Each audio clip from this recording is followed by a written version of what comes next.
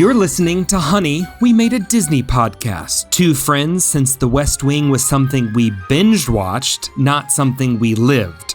Now guides on your nostalgic tour of Disney history, one magical film at a time. I'm Eddie Ferguson. And I'm JB Waggoner. And on today's episode, we are each grateful to have had the best man to make sure we made it down the aisle at our own weddings as we review The Absent-Minded Professor. So fasten that safety restraint, pull up on the yellow strap. It's time to open the vault. Cue that Disney-ish sound effect.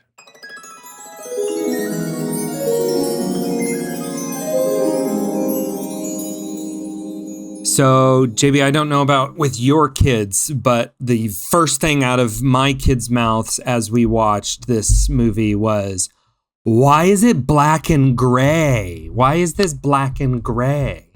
My son's exact words, I believe, was, why is it so dark?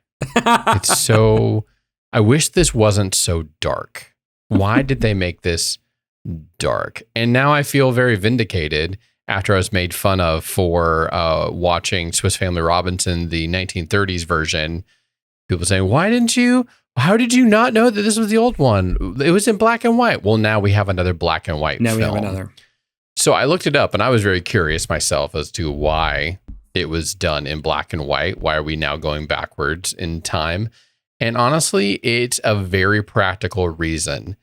It's because they had so many stinking special effects that they needed to hide some of that magic because they couldn't do that in live in the moment. So they filmed it in black and white to kind of hide. And you can see a lot of the scenes have a lot of like harsh lighting, very like intense, like darks and contrasts and shadows. And I think it does help hide some of those special effects that were in there. It was later colorized in 1986 and 97 as they were coming around for the Flubber movie, the remake with Robin Williams. But yeah, that's some of the reason that I found online. Did that help it, Eddie? Do you think? I think so. I mean, this movie gets nominated for 3 Academy Awards because of its special effects. So kudos to them. Like, yeah, good choice. I also heard that it made it cheaper. Like black and white film was just cheaper at this time. I'd imagined so, yeah. Like making color films in the early 60s was still quite expensive. And this is a part of that style of making or way of making movies that Disney was doing just to turn as much profit as possible, where they took mainly TV actors during their summer hiatus. Mm-hmm. They were all, always trying to like, hey, how can we get the biggest return on this as possible? So I think it's a little bit of both. But with, let's start there. Like for the 60s, like this is really great special effects, and in many ways, like it kind of holds up. Like there's definitely moments where you're like, okay, this is 1960s, but it doesn't feel fake. I don't know if I want to say it that way. Yes, of course it feels fake. How do I say this? You know what I mean? Like it doesn't feel. I couldn't see the magician's hand. I couldn't see the other side of the magic, the basketball game where they're just floating in the air all the time. It doesn't feel natural because obviously it's not supposed to. This isn't supposed to be natural. But you're not seeing wires and dangling and like tons of jump cuts and stuff like that of like party tricks. Like it flows really well just from all of its shenanigans. I feel like it's a word we brought up over and over again. So, JB, what you're telling me is there is no substance named Flubber. There is no substance that can break all of Newton's laws. I heard this was based on a true story, but did you read that on the internet? Most of the time, that's where the true stories come from. Was this a popular film to be watched in the Waggoner household? I don't remember. I'm sure I have watched this once before, but this was not. We had more access to Flubber. Like I remember watching more of the 1997 Robin Williams film. So I have more memories of that. But it is funny, just like they really, I'm trying to I'm trying to think. I don't know that there was any major change between these two films. Like Flubber really is almost a complete remake. Like not shot for shot, obviously, but almost Concepts. all the same setups, Yeah. setups, scenes. Like I'm like, I remember this from Robin Williams. I remember this from Robin Williams. Now, obviously, he does his own version of the actual character himself, the main professor. But man, like it was almost beat for beat the exact same film. Yeah, you still have the housekeeper, but this time it's a flying robot with artificial intelligence. That's the big difference. That's the big difference. The love interest robot. That's probably the biggest thing that they did not that didn't come from the source material. This was a 1990s special, awkward, cringe love interest robot. Well, and then I think this 1960s version has something I would have loved to have seen in the remake, and that is the sequence at the end in Washington D.C. with them just flying over all the monuments and the military almost shooting them down, and then the different branches fighting over who's going to get this technology. I loved all the military stuff. All of the times where they would like mishearing each other. He starts off with telephone of like, oh, you need the agricultural department. Oh, you need the defense. And then he's like talking to him on the phone when the other military branches go seek him out and then come back. And then it's like oh, well, we know who that is at the very end. And then he's like almost getting shot down. I mean, it was suspenseful near the end when they're like, are they going to shoot him down? Are they going to try to shoot him down? I'm like, it's a Disney movie. You can't blow the car out of the sky. Come on. I was impressed. Well, one, the whole time Lewis is trying to figure out who the bad guy is, right? This is his, anytime he's watching a new movie. And I was just, as he's asking that and he's trying to, oh, he's the bad guy. Oh no, he's the bad guy. I realized, well, they did a good job of like layering in different tensions, right? You've got the rival professor who's gonna steal Betsy's hand. You have the Hawk guy and his son, and you know what are they going to do? Try, and then you had all the military things, and you know what is all of that coming into? Like there was just good layers of simple slapstick at most time, but of conflict.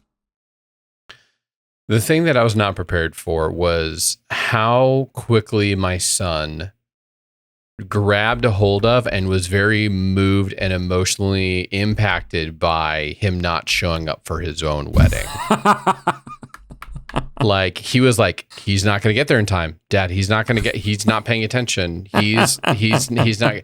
And by the time she runs off and he's like, where did she go? And it's like, he missed it. So she's leaving and he's like, goodbye marriage and hello loneliness.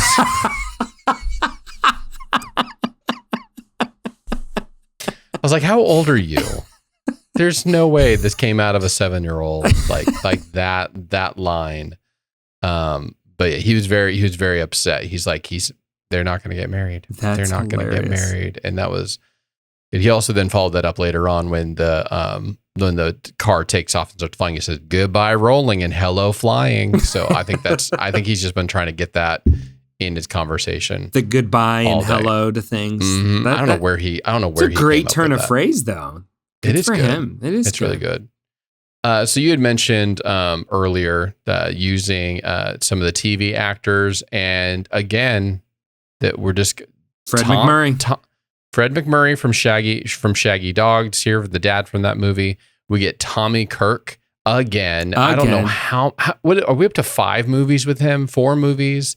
The real question of this is, who did Kevin Corcoran make mad that he couldn't get in this film? Like he's sitting on the side going, why am I not in this movie? They're like come on, give the housekeeper a pesky little kid or something. Come on. He could have been the housekeeper. Who knows? What are we doing here? Speaking of borrowing actors and sons making funny comments, we're watching along and Lewis goes, Wait a second. Those are the same cops from Shaggy Dog. I was going to ask you that if they were the same cops, because they seemed like the same cops, right? Are they the same cops? Yes, they are. Yes, they are. Okay. And Lewis picked it out immediately. Wait a second. Those are the same cops as Shaggy Dog. Broke the fourth wall with that. They had the same people. And they play the exact same cop duo. No change whatsoever. So good. I appreciated that callback. I'm totally like, hey, let's bring these guys back. Let's do that. Why not? Can I tell you, Eddie, can I confess something here on our podcast? Oh no. So I never realized. I just thought Flubber was a random name they gave the substance. I never put together Flying where rubber. It comes from. I don't know if I never heard it. I don't know if I was just not paying attention. But when he said flying rubber, Flubber, in my head, I was like, how have I gone this long without knowing that that's where Flubber came from? That's what it is. And did they not talk about that in the 97 version? So. No, I don't think so. I think it's a silly name that he comes up with or whatever. Okay, so I'm not crazy. No, but you're not crazy. They but not that. They also give they've named actual rubbery substances that they've invented. They've given the name Flubber to in honor of this. In real life? In real life. This is not in movies. In the real world. I did find a recipe online from Time Magazine that gave us the entire recipe of how to make your own Flubber. You have 1 pound of saltwater taffy. Okay. Add 1 heaping tablespoon of polyurethane foam. 1 cooked no longer edible. 1 cake crumbled yeast. Then you mix till smooth and then allow it to rise. Then pour it into a saucepan over 1 cup cracked rice mixed with 1 cup water. Add a topping of molasses and boil till it lifts and says "Quirp." That's the exact Time Magazine recipe. I'll send it to you, Eddie. We're going to try it this weekend. You guys, you do that. I feel like if you had the saltwater taffy, you're done. Like you're already done if you have the saltwater taffy. Well, when you said saltwater taffy, like my first response is like, ooh, it's going to be edible. You know, like, yay. And then polyurethane, you're like, never mind. No longer. We'll have to do a science project this weekend for sure. So this ended up being a very successful movie for Walt Disney. Let me grab the numbers here really quick. Grossing over $25 million in the box office, which at that time is quite successful. This is so successful. Are you ready for this, JB? This was the first Disney film to have a sequel. That's first crazy. Disney film to have a sequel. That's crazy. 2 years later, we get the Son of Flubber. And no, it is not on the list to review. I figured 2 Flubber movies in our podcast review is sufficient. But yeah, interesting, right? Like this does set off the trend for some sequels. It's funny that Flubber of all the movies was the first one that they were like, we should do this again, but just slightly. Just a different name. Let's do the same thing, but with just a different name. Well, the sequel is not successful. It does not do well. And it actually kind of starts making them gun shy about sequels because they realize, you can't just copy, paste, and repeat and it'll print money just the same. You got to actually have a good story. I saw that this is also the only sequel that Disney himself was ever a part of. The one and only. He famously said you can't top pigs with pigs. After the success of the 3 Little Pigs, everybody wanted him to create a sequel to that cartoon. And he said you can't top pigs with pigs. And so he was kind of known for being against sequels, which is funny because the last big interview of Bob Iger. You remember that? The one that everybody remembers from Elon Musk calling out Bob Iger. But in that, the interviewer asks Bob Iger, why are you making so many sequels? Wasn't it your founder himself who said you can't top pigs with pigs? Well, do you remember his political response to that? It was an answer, non-answer type thing where you're like, yeah, you just... It's a cash grab. You're pretty much just saying, yeah, if Walt knew how much money we are making off of this, he'd be okay with it. Is kind of my takeaway from that. Yeah. Oh, Iger. So an interesting Disney history fact from this film that kind of blew my mind. And we will talk about the sequence here in a little bit because we are two men from the great state of Indiana. So we have to talk about a basketball sequence. But in that sequence, there's the Medfield. Is that how you say it? The name of the college, Medfield? Mm-hmm. The Medfield fight song. Did you catch this? That they're playing the Medfield fight song in the midst of all of this? That was written by the Sherman Brothers, famous for the plethora of Disney songs that they wrote. This is their first song in a Disney feature film. What are some of the songs that they would go on to write? All the songs of Mary Poppins. Wow. Like they have multiple Academy Awards for their songwriting in Disney movies. And I just think it's funny that they like wrote a background song the fight song for the college in this. And that ends up being their first feature credits for songwriting. And Mary Poppins is definitely where they felt a little bit more solid, more comfortable in their special effects by that one actually being in color and it having kind of a similar amount of just crazy effects. Hey, that's an interesting connection that I hadn't thought about before. Yeah, this is definitely a predecessor to Mary Poppins testing There's out. a lot. Well, I mean, the entire scene where he's jumping or where the father is going up and down, so many vibes, so much of the same emotion as from Mary Poppins, where the old man is like in his house, like floating. Well, that guy's in this movie. The uncle who can't stop laughing is the fire chief here in The Absent Minded Professor. Yep. Yeah. The basketball sequence, the opening before he, could I say flubberized? Would that be the proper verbiage there? Sure, why not?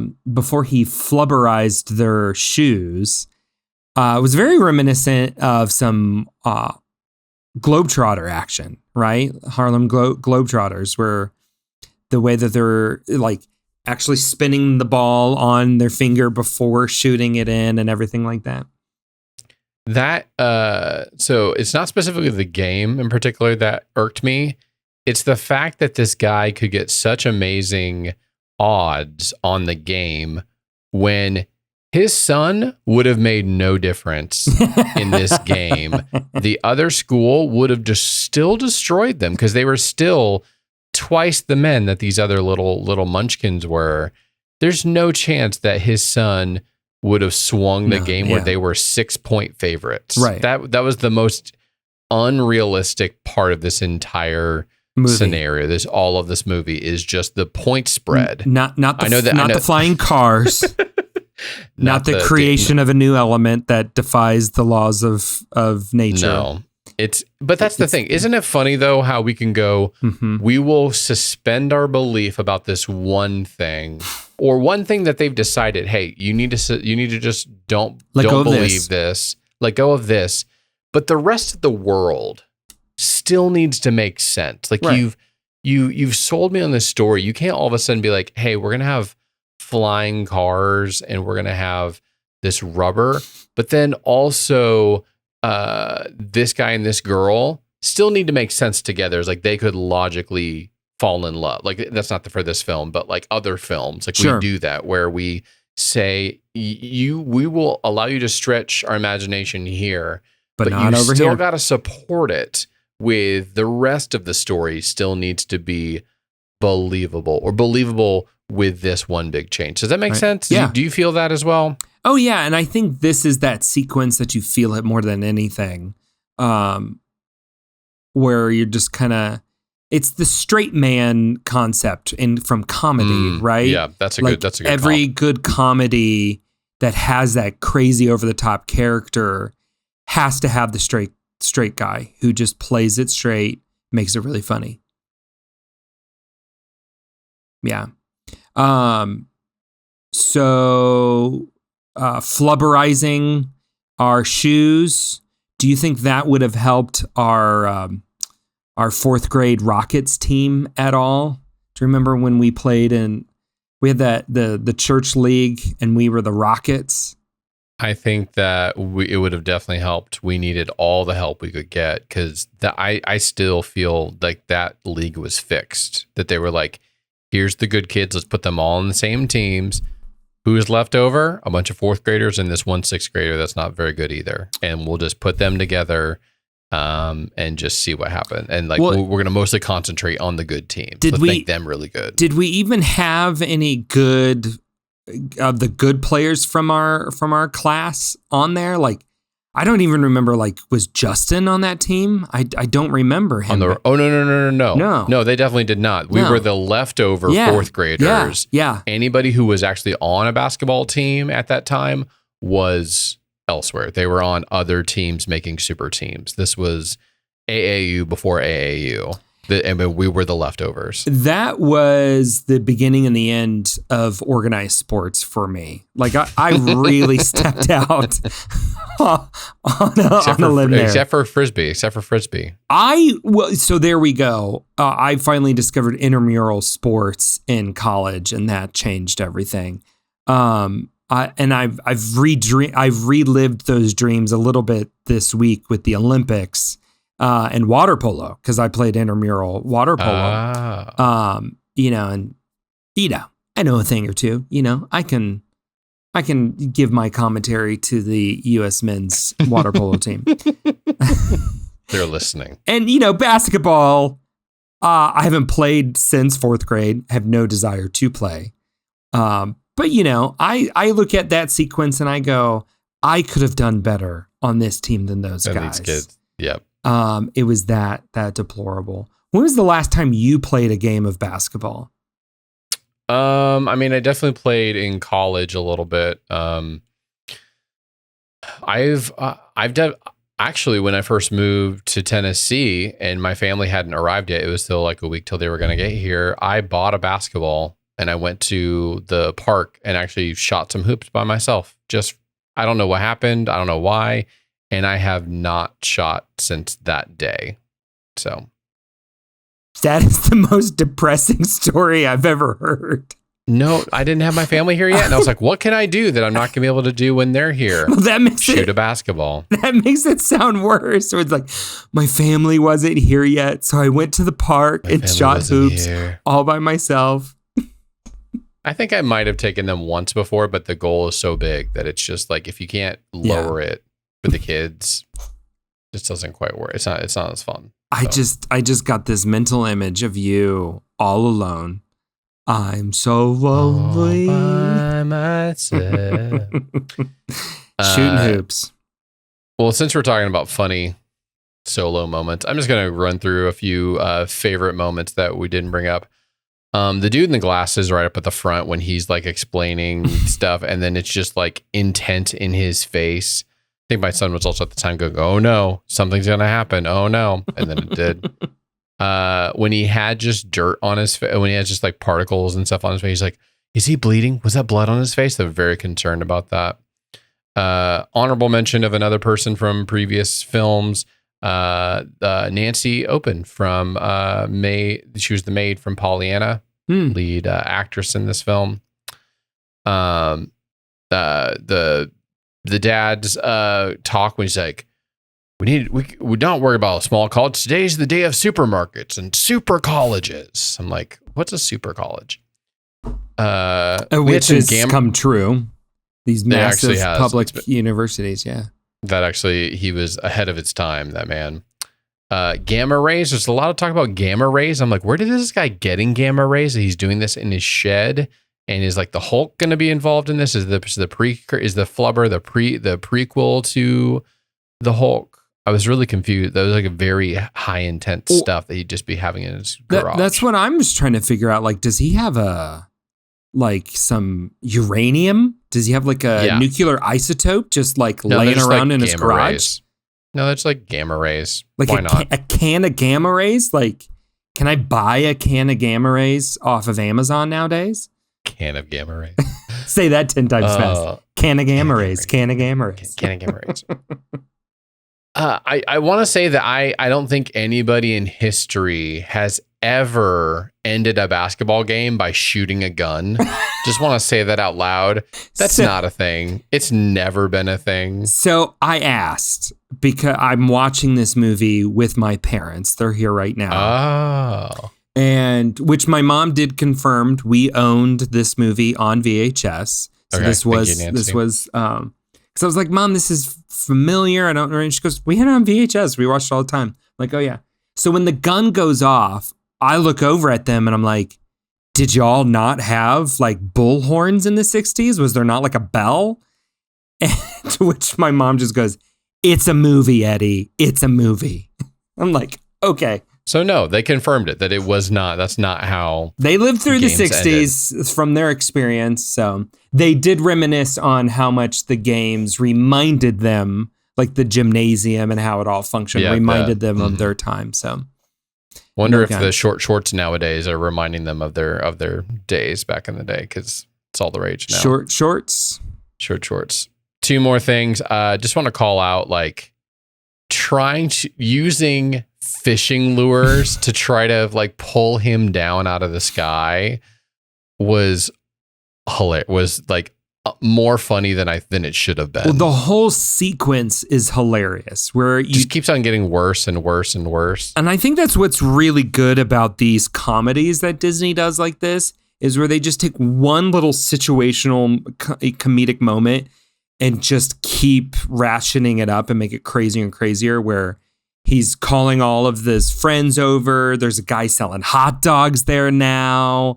And they're ultimately caught by the football team tackling him. Ingenious. Yeah.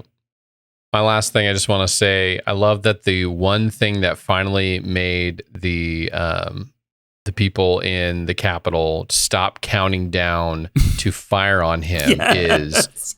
And they just installed a new door from not the people being inside. Like Congress is in there. You're going to kill all the senators, all the senators, and he's like, but they just installed a new door in front of it. And he's like, okay. So those are my honorable mentions from this film. Oh goodness. What are we going to rate this? I feel like you should go first. I feel like I've been going first. You have been. Recently. You have been. I'm going to give this a 2. I feel like this is a solid 2, maybe a 3. Like if we were doing halves, this I feel like would just really qualify as a half. Yeah, I'm talking myself into it. So I'm just going to go ahead with a 3. I'm shocked right now. Shocked. What is driving this number? What is keeping it? More of like, what is it keeping it from going higher? Well, so a good friend of mine has a podcast that reviews movies, in which he says rewatchability is key. Like, am I going to watch this again? And I just agree with him on that. That, am I going to watch this again? This probably isn't too high on the list there, where it's like, I think this is significant in kind of Disney history as it's developing its filmmaking. As we mentioned, it's going to have a huge influence on Mary Poppins. Like, it has all these things where I'm like, I think everybody should give it a watch. Like, this is in a bit of in the pop cultural zeitgeist still even today. Some of these Flubber. Yeah, like everybody would kind of know that. But am I going to sit down and go out of my way to watch this again? Probably not. but I really liked it. I really enjoy it. What was missing? What was missing for you then? Well, I think because like we watch other films that are like they're just fun and games and shenanigans, like I Swiss think, Family Robinson stuff. I think we gave it the same. I'm giving it about the same as I gave like Shaggy Dog, where it's like this is. It's because it's black and white. I'm so intrigued because there's like it doesn't. What were feel you gonna give it? It doesn't feel like it's going to be that crazy different than some of the other ones we've been reviewing that we've been giving like 5s and 4s and stuff. Too. Well, I mean, so Swiss Family Robinson. Well, let's go back. This is built off of situational comedy. This is all built off of shenanigans. This is the same thing that we said with Shaggy Dog. Great shenanigans, really funny, but when you build a whole story based off of that, like it's not as funny the next time, and it's not as funny the time after that. Like it just kind of perpetually goes down after that. Something like Swiss Family Robinson, which is more built off of character and a sense of adventure and peril, like that's always going to have a higher level of rewatchability because you relive those moments with those characters that you identify. So I mean, this movie is yeah, none of the characters are you going to walk away super memorable or really original. And so I think that holds it back a little bit. Okay. I had been like emotionally preparing to have to defend why I was only going to give it a 3, expecting you to give it a lot more than that. And so the fact that you came out with a 2 and talked yourself into a 3 was like, what is going on here? Am I going to rate this higher than Eddie is? No. Yeah, because for me, it was a 3 of all the things. Like my kids loved this. It was entertaining. It was just silliness. I think that it did suffer for me, and I know you hate it when I say this, but it suffered a little Mr. Bean, a little too much Mr. Too much Bean slapstick. to me. Too much like really dumb. Yeah. Like when he does not go to his wedding at all for the 3rd time, just that scenario alone is just so infuriating to me of just like really dumb, man. Like, come on. Or when he's like trying to explain things to her and he's just going way too deep into the details. I'm like, you don't have an ounce of self like ability to just like sense the situation. So I think there's just some of that where he like the main character himself is not that interesting. I think that's why we all love the 97 version with Robin Williams, because he is so Robin Williams empathetic and he's so like you just love him. Yeah.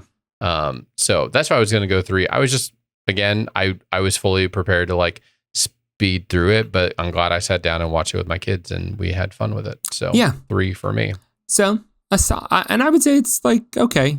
With both of us kind of working itself out there, I would say repeat. Like, I think it's one of those Disney movies that's like, if you're a Disney fan, like if you want to say like, oh, I love all Disney movies, this has got to be on that repertoire. That's got to be on that list. Well, now that we are filled up on a good bit of nostalgia, let's hit a bit of Disney news. And we've got a few. We've got some good stuff because it was ComicCon this past weekend. Is it still going on, Eddie? Are we still doing it, or is it just mostly fixated on this week? I thought it was an over a weekend type thing. Okay. Well, Comic-Con came. We have not had a lot of eventful things from Comic-Con in a long time because of pandemic really impacting it. And then last year, all the studios pulled out of Comic-Con because of the strikes that were happening. Yep. So it came without me even realizing it was happening. I was just sitting, and all of a sudden, massive news dropped that was like, wait, this was at Comic-Con? Wait, Comic-Con was happening? So is it safe to say, let me set the stage here a little bit. I mean, we all knew Marvel has not been in a good spot. Yeah. They haven't had, they haven't had success in the box office. And even the movies that have come out since Endgame, majority of them we've all just kind of been like, you know. There's been a couple that were okay, but there's been almost nothing that is like loved this film. Almost no. So that's going on. And then, you know, they had kind of set up the next big saga to be multiverse, which hadn't been going well. Audiences are just tired of it. And the big bad was going to be Kang, which they lost that actor because of legal issues. And so going into this, for the past year, we've known Marvel's in a bit of a rewrite it all. Like they've got to reinvent themselves to a certain degree. They kind of have to come up with a new way forward.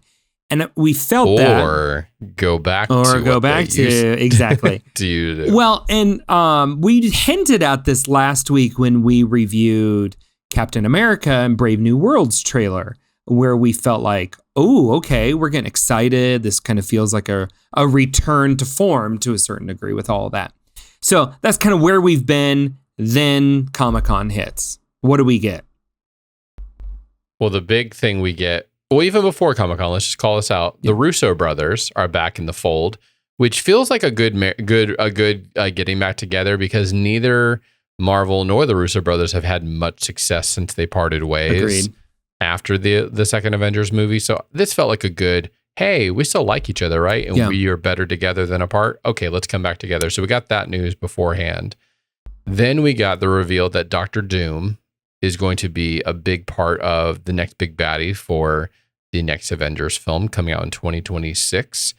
And then the big one, we're getting Robert Downey Jr. back in the fold as Dr. Doom. So in one hand, here's the most beloved Marvel character of all time, like actor in the cinematic universe, but back as a different person, a different entire character.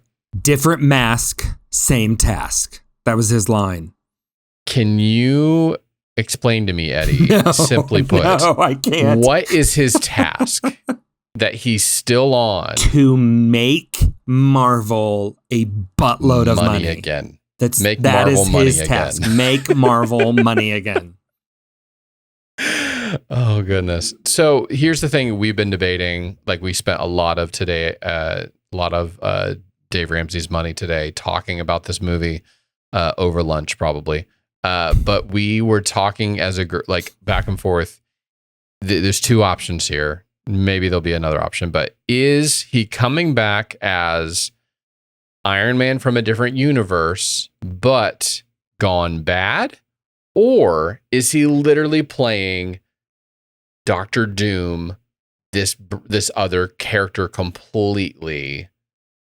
Which one is it? Because there's very different consequences, and emotionally, I feel very different based on which route they take. What's your thoughts?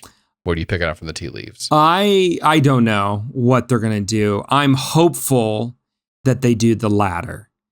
That he is just the latter, an actor coming in playing a whole new role, and that they do something with hair and makeup, with CG, where he is different enough that it suspends the belief.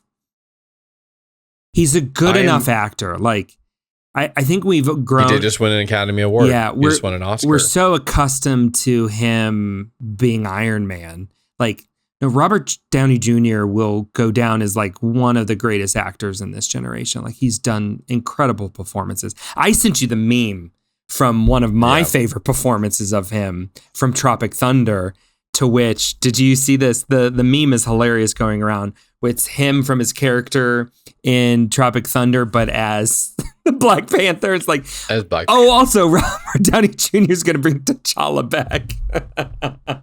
That's funny. No, I'm actually shocked, Eddie, because I am so fiercely on the other side of this. Whoa. I don't know I how. hate the multiverse. I'm just so tired of like, I'm not talking about, they can be this or that. Oh, so no, they're this.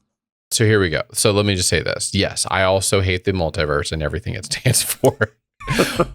But we've already made the decision that he is back in the fold. Would you rather have him the same character, but have taken a different path and following down that natural path of like, if you had said, I'm going to be bad to save the world kind of idea, or just assuming everybody will just look past the fact that this guy looks exactly like Iron Man, but he's Dr. Doom? We're just not going to talk about that. We're not going to bring that up at all. We're not going to. The elephant in the room is that this is the same dude. To me, it's that's so easy. weird. But to me, that's easier to suspend that belief than to say like, okay, Tony Stark now has a totally different character, a different backstory and everything, and Victor Von Doom has a very different. Like, you're dramatically changing two huge characters in Marvel. So the thing is there was, I'm just reporting from what people that know more about this than I do, that have read comic books, actually read the comic books, that there is a comic book where Iron Man becomes Dr. Doom. Oh, then that there is one. I don't know if that's what they're going for this at, and that's where they're pulling from. But you see what I'm saying? Like, it's going to be so weird Iron Man Spider-Man, if Tobey Maguire, if Tom Holland is fighting Dr. Doom and he doesn't have his mask on, how can you, like, after all of the distraught, like him going through like a full movie, just like sadness and like having to deal with the death of Tony Stark, and then to have to fight him and he's opposite and you're fighting a dude that looks like Iron Man? Like, how can you do that if it's not like, do you get what I'm saying? Yeah. It's weird to just like, hey, we're going to bring that guy back in, but he is nothing. He's not even like no character close to, he's just a brand new dude. Like, that feels weird, right? But we've done it a lot. And I know Robert Downey Jr. as Iron Man into this definitely takes it to a whole new level. I'll give you that. But we've done it a lot with different superheroes, right? Ryan Reynolds, we know him as Deadpool, but before that, he was the Green Lantern, right? Chris Evans, we know him as Captain America, but before that, he was Johnny Storm, right?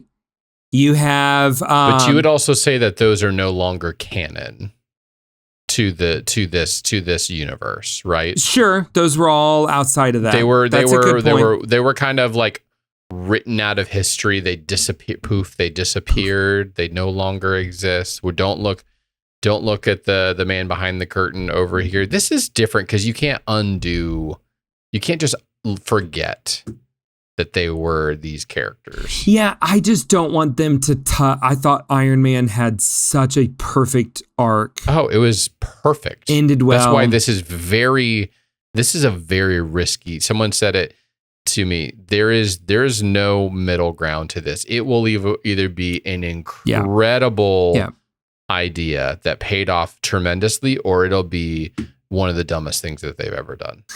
Yeah, and I mean, it made a great viral moment. Like, even the way that they revealed it with all the different masks, and then like, as soon as he stepped forward, and I was like, he's just got the swagger of RDJ. Like, there's no, and then he whips off the mask, and you're like, yep. I don't know that anybody saw this coming. No.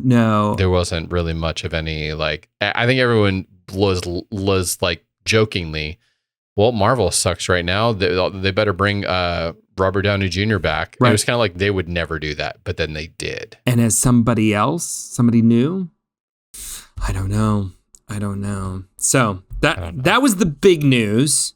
We got to several other Marvel things, right? We got... I didn't even see them because I was only obsessed with that. So please enlighten me on what else happened. Well, I know that there was a Fantastic Four. That was the one of them, but... Yeah, so we had Thunderbolts all came out on stage, and they kind of talked through all of that. Then you just said it, and then it left my brain. That Fantastic Four is actually set in the 60s. They are going future. They are going period piece with that one. And that's cool. Had a really cool moment where they actually like, and I need to look it up and see what this actually was, but they flew the Fantastic car over the audience in Hall H and landed it up on stage. That's fun. And so that was kind of an epic moment. So I don't know. It just felt, I didn't look up the list because I'm like, oh, JB will have this at the ready. So you're kind of throwing me off guard here a little bit. I thought you would be a little more on the spot with it.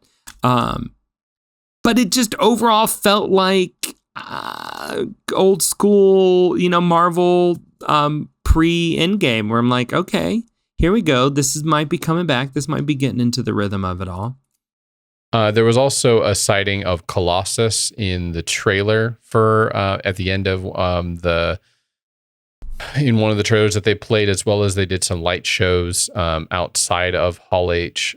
So you got a little bit of kind of a look at, okay, this is kind of where they're going as they go deeper into this. But yeah, I'm not seeing a ton other news that was like everything's just Robert Downey Jr. What else is going on? Sure. But they are definitely getting into understanding where they're going. And the Avengers Doomsday is the name of it. That comes out in 2026. Yep. Like that's not too far off. A little bit less than 2 years away, Eddie. Yeah. So, this is going to be coming up pretty soon. Brave New World. I think they're coming back into their rhythm. I think they took a moment, came up with a better storyline and going in at it. Well, speaking of Marvel movies, because we've been talking about 2025 for the next Captain America movie, 2026, this year, the only movie that came out for them for Marvel is Deadpool. We were saying it looked like it was going to be pretty big, and it was. It was the 6th biggest opening weekend of any movie ever. $211 million stateside in the very opening weekend. And this for a rated R film, which is usually a death knell for, death knell, whatever the phrase is, for movies that if you get rated R, you're just not going to make as much. I think Joker was one of the biggest rated R movies box office ever. And this one just blew so much out of the water. I think there's a number of reasons for it. I think one, it's the only Marvel film coming out this year. I think also people love the bromanship between Ryan Reynolds and Hugh Jackman. We're all been marketing it up big time. Oh yeah, big time. They've been everywhere since the first, when they're like the funny teaser that came out where they're like telling the plot, but they're not, and they're like over top of them, like not letting you hear anything they're saying while they're acting it out on the couch. I think that plays into it as well. And I think maybe some of this buzz, like I know that I heard from a lot of people, don't let anybody spoil this film for you, because there's a lot of great cameos and things happening in this film that you don't want it to be spoiled. So I know that not everyone's going to go see it. I know that there is a giant question mark. Like previous Deadpool films, there's been a lot of content that have been like, I don't really care for this that you guys included into it. But so far it is making out like gangbusters. I do have a question. I do have a feeling there's a part of me that's like, I don't know that it will have staying power, partially because of the content. It's rated R. It's not like what we've seen from other movies like Inside Out 2, which has had a long staying power just from the rewatchability of it for families taking all their kids, like seeing it multiple times over. I don't know that this will have that much, but it is the biggest opening of any movie this year, obviously, because it's the 6th top over the year. But speaking of Inside Out, it hit a new milestone. Before you move on, I don't know if you saw though, both Deadpool and this version of Wolverine is at Disney's California Adventure. Like you can actually meet on the Avengers campus in DCA and out in Disneyland Paris. Deadpool and Wolverine, or just Wolverine? Both. They know how to market this stuff. They know how to market this stuff. Yeah, but like, did you ever think of the day like an R-rated movie, like a strong R-rated movie character is a meet and greet at Disney, at Disneyland? But they knew what and to think, Eddie, back in the day before the first Deadpool movie came out, Ryan Reynolds fought tooth and nail to get that character a movie. The big rumor is that he was the one who purposefully leaked a bit of it, the test footage, to try and help pressure the studio, and that's ultimately why they did it. Yeah, if Robert Downey Jr. is synonymous with Iron Man and Johnny Depp is synonymous with Hugh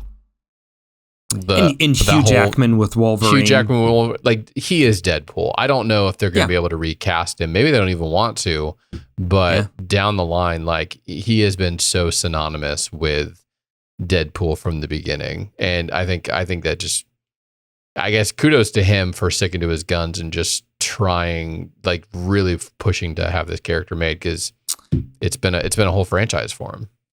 The big quote that came out, Kevin Feige talked about this movie coming out, and the big quote coming out from him is, "This shows us, if the conditions are right, how beloved characters that were dead could come back."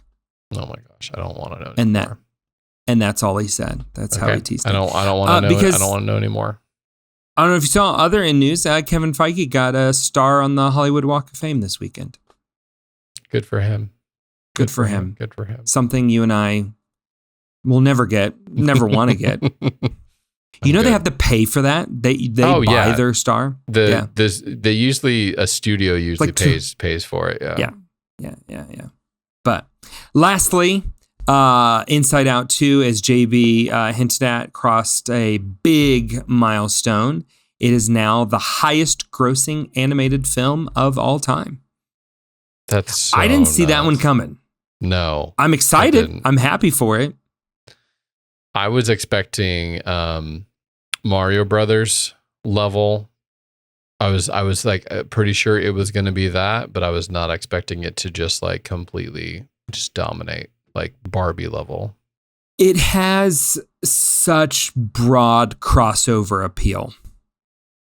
Where like Mario, I think, so good, but there's just a certain subset of the population that's not going to go see that. It, yeah.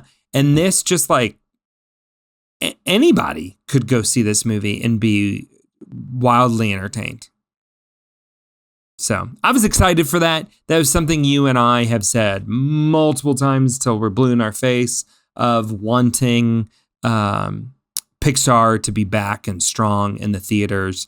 So Pixar's back, Marvel's back, Eddie. Who knows? Maybe Star Wars will be back, because they're going to have to wait. No. Don't go there. Don't go there. Don't get our hopes up. Don't get our hopes up. For Andor. Well, before we go, Eddie, I hope you and the family have a good week. I hope so as well. We just recently got a Nintendo Switch, and yes, you ventured it. We have all we have right now is Mario Kart, and we are playing a lot of Mario Kart. Did you get the expansion pack yet? You don't need to get it yet. There's an expansion pack. Oh, yes, because there's like certain things that you can't do, or characters you can't be. Just fully enjoy this time right now, and then just start stashing away a couple bucks here or there, because you're gonna want the expansion pack, which new tracks, new characters, and now you don't even have to wait for them to drop. Like, they're already done. So just whenever you're ready, then you pay that $25 once. Oof. And then you get it. I feel like already, like, just to get into this was so much. Like, it was like, need a break. Oh, I can't just buy the system. I also have to get extra controllers and extra games. Extra controllers and games and the online membership, all these fun things where you're going, okay, It's okay. What do we It's a slippery slope from here on out. That's all he's going to want. But I know. Well, luckily we hunted some deals on like the Target, Circle Week, and Walmart and Prime Day and all that. Like we stashed up a few. So, and we convinced family members to buy him. That was the big move. Like, hey, his birthday's not really too love your far grandson. off. You know what he would really like. So there it is. And with that, you've got your weekly dose of Disney nostalgia. Be sure to subscribe to Honey, We Made a Disney Podcast wherever you listen to your other favorite podcasts, and give us a look on YouTube as well. While you are there, please like or leave a 5-star review and share it with your best friend. You can also check us out at honeywemade.com, where you can see all our nostalgic reviews of Disney movies. And tune in next week as we review The Parent Trap, the original Parent Trap. Thank you for listening, and remember, I'm the Chief.